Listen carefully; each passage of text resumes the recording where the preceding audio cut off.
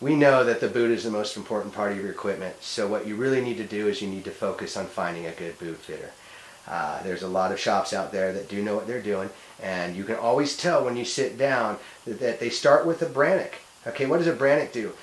This device measures your width, your arch length, and your length of your foot. Men's, women's, it breaks it down more than any other device out there. So what that does is once your boot fitter measures your foot and gets all this information, it makes it a lot easier for them to go into their back room and pick out the right manufacturer for you. So make sure that they use one of these. We go into socks. Okay, when you go into a sock, you want to go something that's going to come up to your knee, something that's thin. Okay, don't use a thin or thick sock. What a thick sock does is it fills up volume and it actually makes you colder because it restricts your circulation. A good sock manufacturer will come up with a material that will wick moisture, be breathable, and give you what you need to do to keep your foot dry and keep you warm all day. So thickness is not the answer to warmth. Let's talk about boots. The first thing they're going to do is they're going to pick a manufacturer for you. Nobody makes a bad boot as long as it fits your type of foot, so don't let anybody tell you any different. A good boot fitter is going to pick a manufacturer for you. They're going to come out and they're going to shell fit you. What a shell fit is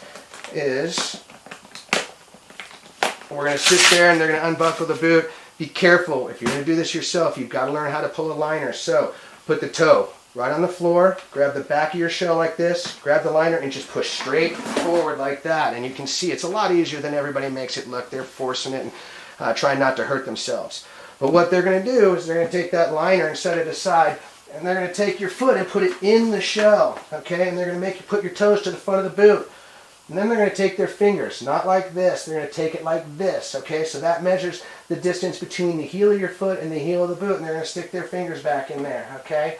And what that's going to mean, a two finger like this between your heel and the shell of the boot is going to be good for that person that skis that 7 to 15 times a year. That person that's going to ski 20 plus, 25 plus is going to have a one finger back in there like this, okay? The biggest mistake people make when they buy a boot is they buy it too big. Remember that your liner is only going to get bigger, so put your hand down in your liner and feel how thick this liner is in spots.